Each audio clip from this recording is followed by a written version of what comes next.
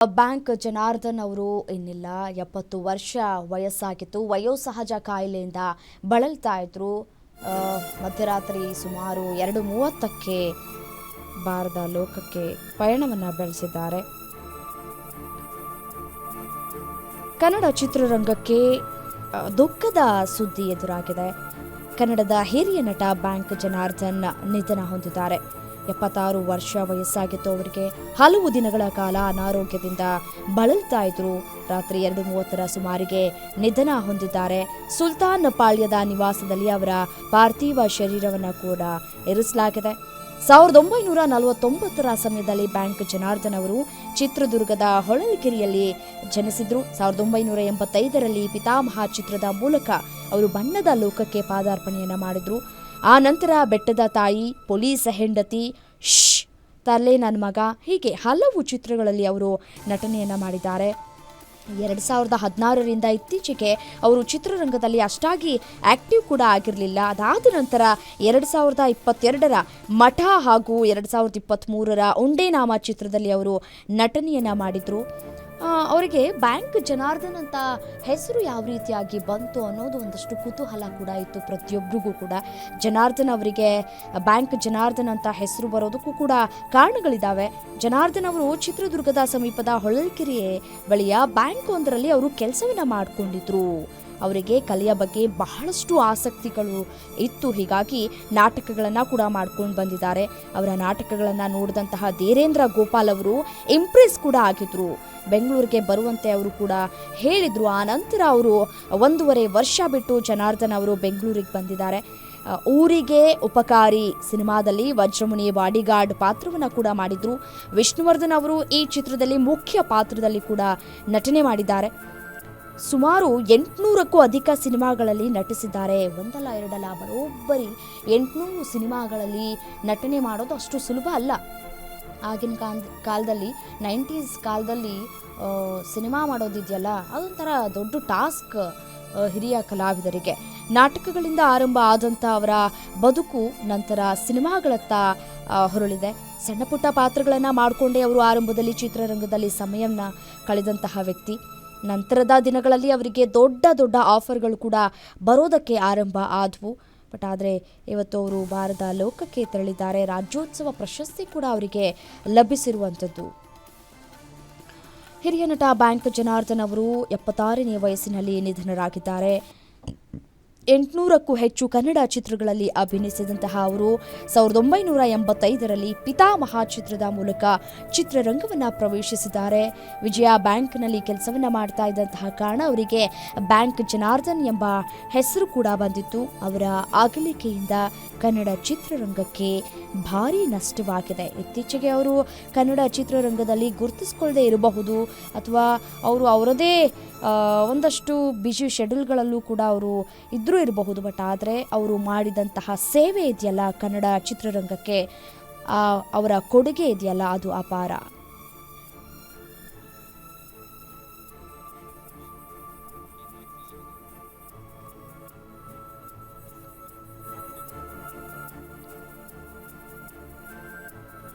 ಇನ್ನು ಇದೇ ವಿಚಾರಕ್ಕೆ ಸಂಬಂಧಪಟ್ಟಂತೆ ನಮ್ಮ ಜೊತೆ ಮಾತನಾಡಲಿಕ್ಕೆ ಹಿರಿಯ ಕಲಾವಿದೆ ರೇಣುಶಿಖಾ ಫೋನು ಸಂಪರ್ಕದಲ್ಲಿದ್ದಾರೆ. ಮೇಡಮ್ ನಮಸ್ತೆ.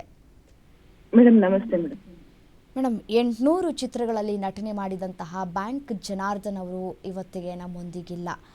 ನೀವು ಅವರನ್ನು ಹತ್ತಿರದಿಂದ ನೋಡಿದ್ದೀರಾ. ಅವರ ಒಡನಾಟ ಯಾವ ರೀತಿಯಾಗಿ ಇರ್ತಾ ಇತ್ತು, ಅದೇ ರೀತಿಯಾಗಿ ಅವರು ನಿಮ್ಮ ಜೊತೆ ಯಾವಾಗಾದರೂ ಮಾತನಾಡಿದಂತಹ ಒಂದಷ್ಟು ಸಮಯವನ್ನು ನೆನಪು ಮಾಡ್ಕೊಳ್ತಾ ಹೋಗೋದಾದ್ರೆ? ಮೇಡಮ್, ನಾವು ಸಿನಿಮಾಗಳಲ್ಲಿ ಮಾಡಿದ್ದೀವಿ ಅಂಕಲ್ ಜೊತೆಗೆ ಈ ಹಿಂದೆ ಒಂದ್ಸಲ ಅವ್ರಿಗೆ ಹಾರ್ಟ್ ಅಟ್ಯಾಕ್ ಆಗಿ ತುಂಬಾ ಪ್ರಾಬ್ಲಮ್ ಆಗಿ ವಿಕ್ರಮ್ ಹಾಸ್ಪಿಟಲ್ ಅಲ್ಲಿ ಇದ್ರು. ಆಗ ನಾವು ಇಂಡಸ್ಟ್ರಿ ಅವರೆಲ್ಲ ಹೋಗಿ ನೋಡಿ, ಆ ಟೈಮಲ್ಲೇ ಏನೋ ಹೆಚ್ಚು ಕಮ್ಮಿ ಆಯ್ತೇನೋ ಅನ್ನೋ ಒಂದು ಮಟ್ಟಕ್ಕೆ ಹೋಗಿತ್ತು. ಆಗ ಮತ್ತೆ ದೇವ್ರ ದಯೆಯಿಂದ ಹುಷಾರಾಗಿ ಚೆನ್ನಾಗಿ ಆದ್ರು, ಇನ್ನೇನು ತೊಂದರೆ ಇಲ್ಲ ಅಂದ್ರು. ಇತ್ತೀಚೆಗೆ ಲೀಲಾವತಿ ಅಮ್ಮ ಅವ್ರದ್ದು ವರ್ಷದ ಪುಣ್ಯತಿಥಿಗೆ ಹೋಗಿದ್ವಿ ನಾವು. ಅಲ್ಲೂ ಬಂದಿದ್ರು. ಅಲ್ಲಿ ಬಂದಾಗ ಚೆನ್ನಾಗೇ ಇದ್ರು. ಏನು ಇಲ್ಲ ಮಗ, ಇವಾಗ ಚೆನ್ನಾಗಿದ್ದೀನಿ ಕಣೋ ಅಂತೆಲ್ಲ ಹೇಳಿದ್ರು. ರೀಸೆಂಟ್ ಆಗಿ ಯಾವ್ದೋ ಒಂದು ಲಾಸ್ಟ್ ಮೇ ಬಿ ಒಂದು ಲಾಸ್ಟ್ ಮಂತ್ ಅನ್ಕೋತೀನಿ ನಾನು, ಒಂದೂವರೆ ತಿಂಗಳು ಆಗಿರ್ಬೋದು. ಆಗ ನಾನು ಒಂದು ಕಾಲ್ ಮಾಡಿದ್ದೆ, ಯಾವ್ದೋ ಒಂದು ಪ್ರಾಜೆಕ್ಟ್ ವಿಷಯಕ್ಕೆ ನಿಮ್ದೊಂದು ಬೈಟ್ಸ್ಬೇಕು ಅಂಕಲ್ ಅಂತ. ಕೂಡ ಚೆನ್ನಾಗಿ ಮಾತಾಡಿದ್ರು. ಇದು ನನಗೆ ಅವ್ರು ಇಲ್ಲ ಅನ್ನೋದನ್ನ ಊಹೆ ಮಾಡ್ಕೊಳಕ್ಕೂ ಆಗ್ತಿಲ್ಲ. ಆಮೇಲೆ ಹಿರಿಯ ವ್ಯಕ್ತಿ, ಸುಮಾರು ಸಿನಿಮಾಗಳಲ್ಲಿ ಮಾಡಿರೋ ಅಂತವ್ರು. ತುಂಬಾ ದುಃಖ ಆಗ್ತಿದೆ. ಈ ದುಃಖ ಅವ್ರ ಫ್ಯಾಮಿಲಿಯವರು ಇದನ್ನ ಮರೆಯೋ ಶಕ್ತಿ ಕೊಡ್ಲಿ ಅಂತ ದೇವರಲ್ಲಿ ಬೇಡ್ಕೋತೀನಿ.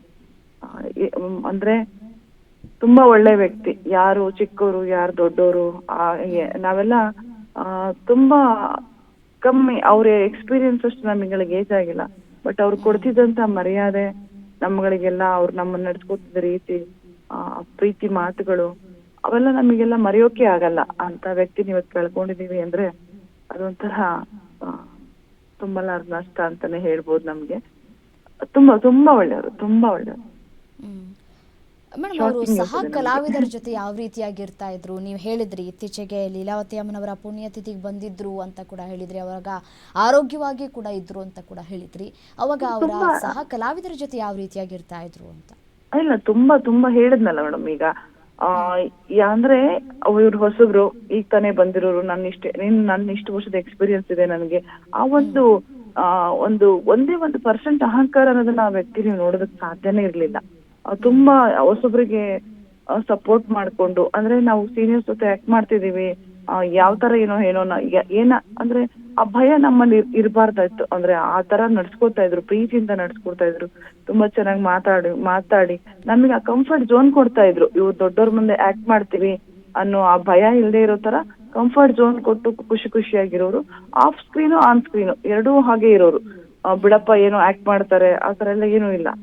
ಖುಷಿಯಾಗಿ ಮಾತಾಡ್ಕೊಂಡು, ಅವ್ರು ಹೊಸಬ್ರಾದ್ರೂ ಅವ್ರಿಗೆ ಸಪೋರ್ಟ್ ಮಾಡ್ಕೊಂಡು, ಎಲ್ಲಾರ ಜೊತೆನು ನೀವು ಇವತ್ ಪರಿಚಯ ಆಗಿರಿ, ನೀವು ನಂಬರ್ ತಗೊಂಡ್ ಹೋಗಿರಿ, ನಾಳೆ ನೀವು ಕಾಲ್ ಮಾಡಿ ಅವ್ರು ನೀಟಾಗಿ ನಿಮ್ ಹೆಸರು ಸಮೇತ ಹೇಳೋರು.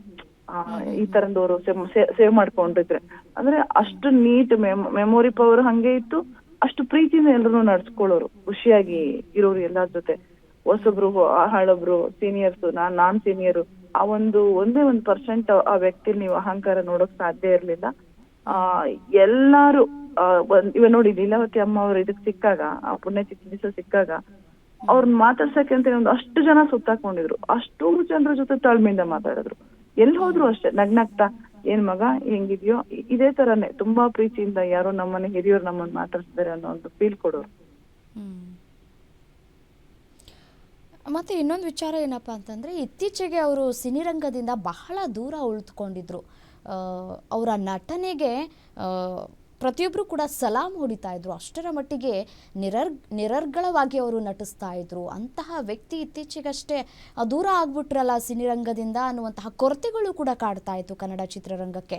ಅವರ ನಟನೆಯನ್ನು ಅವರ ಅಭಿಮಾನಿಗಳು ಬಯಸ್ತಾ ಇದ್ರು. ಬಟ್ ಆದರೆ ಯಾಕೋ ದೂರ ಆಗ್ಬಿಟ್ರು ಅನ್ನುವಂತಹ ಮಾತುಗಳು ಕೂಡ ಕನ್ನಡ ಚಿತ್ರರಂಗದಲ್ಲಿ ಕೇಳಿ ಬರ್ತಾ ಇತ್ತು. ಯಾಕೆ ಆ ಒಂದು ನಿರ್ಧಾರಕ್ಕೆ ಮುಂದಾಗಿದ್ರು ಅವರು ಅಂತ? ಅಂದ್ರೆ ಮೇಡಮ್, ಈಗ ಏನಾಗಿದೆ ಅಂದ್ರೆ, ಈಗ ಸಿನಿಮಾಗಳು ತುಂಬಾ ಹಳಬ್ರು ನಿರ್ದೇಶಕರುಗಳು ಸಿನಿಮಾಗಳನ್ನ ಮಾಡ್ತಿರೋದು ಕಡಿಮೆ. ಎಲ್ಲ ಹೊಸಬ್ರುಗಳು ಮಾಡ್ತಿದ್ರು. ಆಮೇಲೆ ಹೊಸಬ್ರು ಕೂಡ ಬ್ಯಾಂಕ್ ಚಾನಲ್ದ ಅಂಕಲ್ ಒಂದ್ ಪರಿಚಯ ಇಲ್ಲ ಅಂತ ಏನು ಇರ್ಲಿಲ್ಲ. ಕೆಲವು ಸಿನಿಮಾಗಳಲ್ಲಿ ಹೊಸಬ್ರು ಸಿನಿಮಾಗಳಲ್ಲೂ ಮಾಡಿದ್ದಾರೆ, ನಾನು ನೋಡಿದೀನಿ ಅದನ್ನ. ಬಟ್ ಏನಾಗೋಯ್ತು ಅಂದ್ರೆ ಅವ್ರಿಗೆ ಇದು ಹಾರ್ಟ್ ಸಮಸ್ಯೆ ಇದ್ದಿದ್ರಿಂದ ಇತ್ತೀಚೆಗೆ ತುಂಬಾ ಅವರು ಲಾಸ್ಟ್ ಇಯರ್ ಹೇಳಿದ್ನಲ್ಲ, ಲಾಸ್ಟ್ ಇಯರ್ ಹೋಗೇ ಬಿಟ್ರು ಅನ್ನೋ ಲೆವೆಲ್ಗೆ ಹೋಗಿತ್ತು ವಿಕ್ರಮ್ ಹಾಸ್ಪಿಟಲ್ ಅವ್ರನ್ನ ಅಡ್ಮಿಟ್ ಮಾಡಿದಾಗ. ಆ ಒಂದು ಸಮಸ್ಯೆಯಿಂದ ಅವ್ರು ಬಳಲ್ತಾ ಇದ್ದಿದ್ರಿಂದ ಅವ್ರಿಗೆ ಮೇ ಬಿ ಆಕ್ಟ್ ಮಾಡೋಕ್ ಕಷ್ಟ ಆಗ್ತಿತ್ತು ಅಂತ ಅನ್ಸುತ್ತೆ. ಅದ್ರಿಂದ ಅವರು ದೂರ ಉಳಿದ್ರು ಅಂತ ಹೇಳ್ಬೋದು. ಬಿಟ್ರೆ ಕನ್ನಡ ಚಿತ್ರರಂಗಕ್ಕೆ ಅವ್ರ ಕೊಡುಗೆ ಅಪಾರವಾಗಿರೋದು. ನಾವೆಲ್ಲ ಅವ್ರ ಸಿನಿಮಾಗಳನ್ನ ಮರೆಯೋಕ್ ಸಾಧ್ಯನೇ ಇಲ್ಲ. ಬಟ್ ಏನಾಗತ್ತೆ, ಕೆಲವರು ಹೊಸಬರುಗಳಿಗೆ ಹಳೆ ಕಲಾವಿದರುಗಳು ಗೊತ್ತಿರಲ್ಲ, ಅವರು ಇವರೇ ಬೇಕು ಅಂತ ಹಾಕೊಳ್ಳಲ್ಲ. ಅವರು ಅಂದ್ರೆ ಯಾರೋ ಒಬ್ರನ್ನ ಕರ್ಕೊಂಬಂದ್ ಆಕ್ಟ್ ಮಾಡ್ಸೋದು. ಮೊದ್ಲೆಲ್ಲ ಏನಾಗ್ತಿತ್ತು ಅಂದ್ರೆ, ಒಂದು ಕಾಮಿಡಿ, ಇದು ಸೀನಿಯರ್, ಇಂಥ ಪಾತ್ರಕ್ಕೆ ಇವರೇ ಬೇಕು ಅನ್ನೋ ಒಂದು ಗುರ್ತಿಟ್ಕೊಂಡು ಇಂಥವ್ರನ್ನೇ ಕರ್ಸಿ ಆಕ್ಟ್ ಮಾಡ್ಸೋರು. ಈಗ ಸ್ವಲ್ಪ ಬದಲಾಗಿದೆಯಲ್ಲ ಕಾಲ, ಹಾಗಾಗಿ ಇರ್ಬೋದು. ಒಂದ್ ಕಾರಣ, ನಾಟ್ ಶೋ ದಟ್ ಅದೇ ಸರಿ ಅಂತ ಹೇಳ್ತಾ ಇಲ್ಲ. ಅದ್ರ ಜೊತೆಗೆ ಇವ್ರಿಗೆ ಆರೋಗ್ಯ ಸಮಸ್ಯೆ ಇದ್ದಿದ್ರಿಂದ ಮೇ ಬಿ ಅಂಕಲ್ಗೆ ಆಕ್ಟ್ ಮಾಡಕ್ ಆಗ್ತಿರ್ಲಿಲ್ಲ ಅಂತ ಅನ್ಕೋತೀನಿ. ಓಕೆ ಮೇಡಮ್, ಧನ್ಯವಾದಗಳು ಗ್ಯಾರಂಟಿ ನ್ಯೂಸ್ ಜೊತೆ ಮಾತನಾಡಿದ್ದಕ್ಕಾಗಿ. ಹಿರಿಯ ಕಲಾವಿದೆ ರೇಣುಶಿಖಾ ಅವರು ಕೂಡ ಜನಾರ್ದನ್ ಅವರು ಯಾವ ರೀತಿಯಾಗಿ ಇರ್ತಾ ಇದ್ರು, ಅವರು ಯಾವ ರೀತಿಯಾಗಿ ಸಹ ಕಲಾವಿದರನ್ನು ಟ್ರೀಟ್ ಮಾಡ್ತಾ ಇದ್ರು ಅನ್ನೋದರ ಬಗ್ಗೆ ಕೂಡ ಮಾತನಾಡಿದರು. ಬಹಳ ಸರಳ ಜೀವಿ, ನಾನು ಮೇಲು ನೀನು ಕೆಳಗೆ ಅನ್ನುವಂಥದ್ದನ್ನು ಯಾವತ್ತೂ ಕೂಡ ನೋಡಿದವರಲ್ಲ ಆ ದೃಷ್ಟಿಯಿಂದ. ಅದೇ ರೀತಿಯಾಗಿ ನಮ್ಮ ಜೊತೆ ಬಹಳ ತುಂಬ ಚೆನ್ನಾಗಿರ್ತಾ ಇದ್ರು. ನಾನು ಹಿರಿಯ ಕಲಾವಿದ ಅಥವಾ ನಾನು ಸೀನಿಯರ್ ಅನ್ನೋದನ್ನು ಯಾವತ್ತೂ ಅವರು ತೋರಿಸ್ಕೊಂಡಂತಹ ವ್ಯಕ್ತಿ ಅಲ್ಲವೇ ಅಲ್ಲ ಅನ್ನುವಂತಹ ಮಾತುಗಳನ್ನು ಆಡಿದರು.